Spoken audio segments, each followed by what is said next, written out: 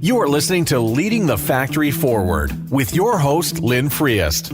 We share interviews with manufacturing experts and strategies for embracing the digital future, recruiting a new workforce, finding new business. Lynn is an advanced manufacturing strategist and leadership consultant who is on a mission to show manufacturing leaders how to improve their current operations while preparing for a digital future.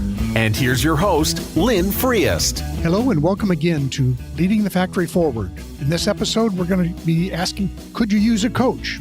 And again, this is the third part of our series on preparing for a great and powerful start in 2020.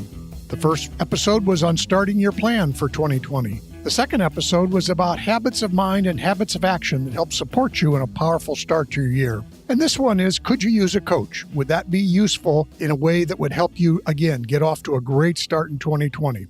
In our final episode in this series, I'll be talking about a review of the 2019 episodes and what we tried to cover, and then some ideas of what we're going to try to cover in 2020. So, could you use a coach for 2020? Let's first talk about, why do leaders use coaching? To help them gain awareness of their impact on others, to help them gain more self-awareness of themselves and how they react, to create clarity in goals, and then create great action plans, to work over time on their development needs, the things that they don't know how to do yet, but need to work on over time to get better at, to provide them a place to think out loud, and to serve as a sounding board. And finally, often it helps support them as they manage a change initiative in the organization. Now, just some additional elements that are part of coaching. First, it helps you get out of your own head as a leader. Sometimes you're stuck ruminating over things and you just need to be able to talk out loud about them. It's a one-to-one confidential relationship. So generally speaking, a leadership coaching is just between the two of you. Now, if you're an organization and the organization has hired a coach, there may be some interaction, but basically it's a confidential relationship. The coach will ask questions to help you as a leader create clarity for yourself. The coach may also challenge assumptions. If he feels you're working on an assumption that may no longer be valid, the coach may challenge you on that. And again, they may, while they don't give advice normally, they may, with permission, provide some additional resources or ideas, and then even provide advice. Also, they may administer various feedback tools, again, to help the leader gain insight on how they appear and how they work with other people in the organization.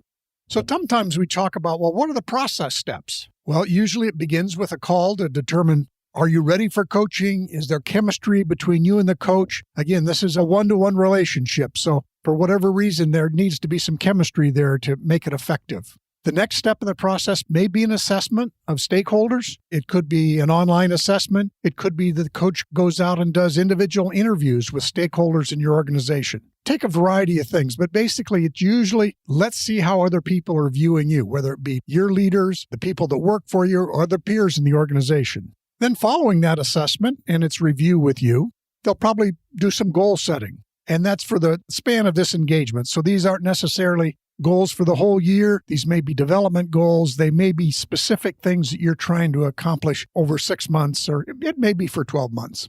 And then once having those goals in mind, then you'll work with the coach to develop a learning or development plan. How are you going to reach those goals? How's it actually going to happen?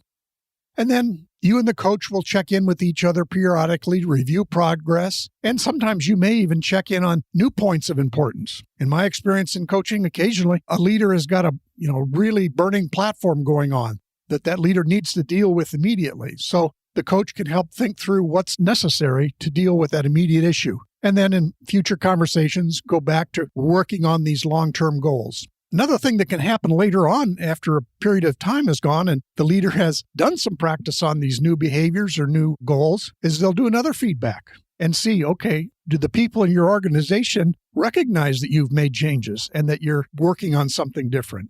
The second assessment can be just as important because sometimes if people aren't paying attention to the fact that you're behaving differently, they may not literally notice it. So sometimes you actually have to go out and ask, is this leader behaving differently than they were in the past? And then at a certain time, there's going to be a closure to the engagement. And again, this is just the kind of thing where all these things have a starting and ending of points. It's not sometimes coaching relationships do go on for quite an extended period of time, but often you've gotten to one set of goals and you've accomplished what you wanted in this particular engagement, and so you close it. That's not to say in the future you may not hire another coach or the same coach over again. But again, usually there's probably a good time period to start and end some of these things. Now, to give you some more ideas about, what coaching is, I would recommend a book called The Coaching Habit.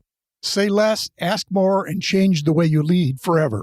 And it's by Michael Bungay-Stanier. You've heard me mention him before in a different book he wrote of Do More Great Work.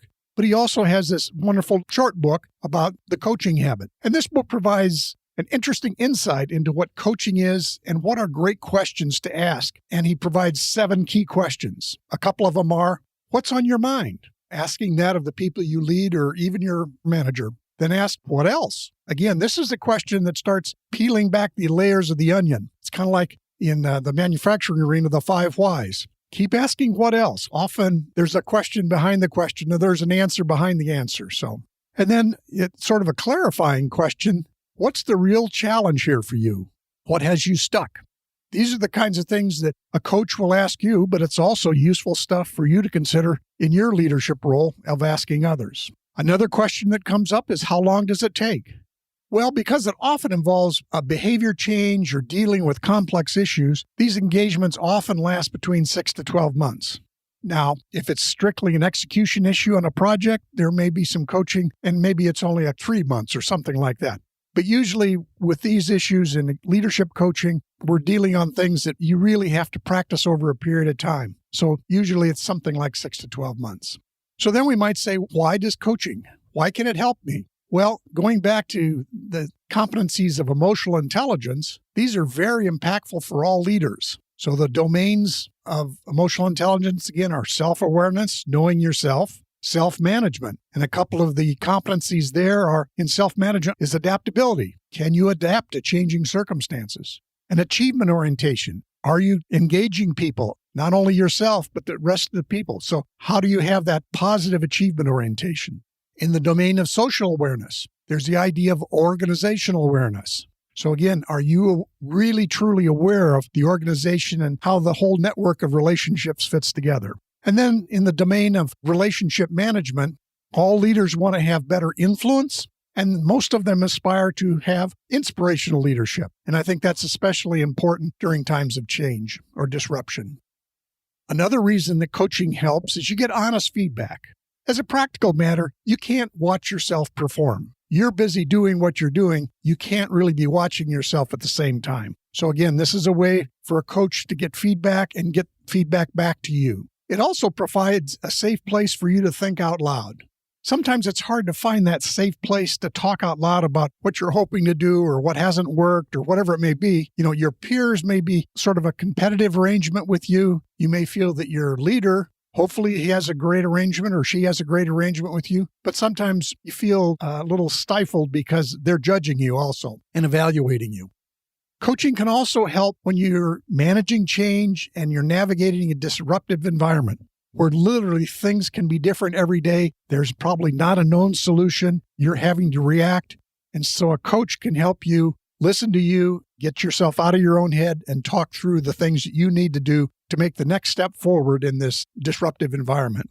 And then finally, to develop new skills as a leader, skills or behaviors, you need to go through this cycle. You have to practice the new behavior. You have to reflect, often with the coach. You have to learn. Again, the coach will help you decide as to what to do next. And then you have to go out and practice again.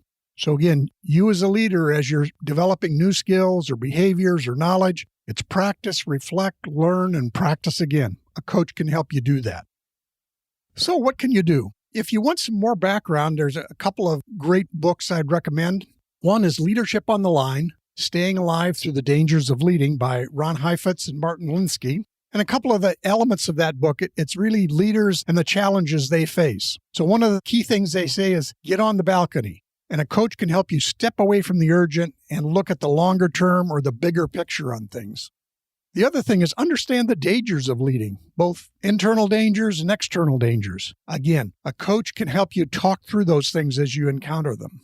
The second book I'd recommend, which I've recommended back in episode 19, is Managing Transitions, Making the Most of Change by William Bridges.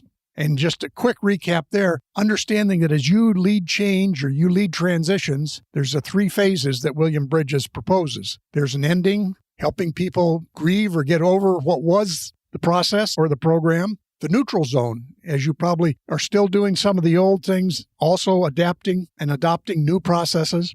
And then finally, the new beginnings, where you as a leader have to really move the organization fully committed into the new way of doing things. So again, another book to help you understand the challenges you face as a leader and the ones that a coach could help you with.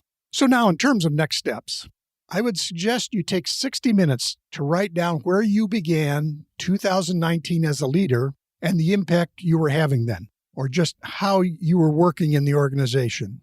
And then compare that to where you are ending the year.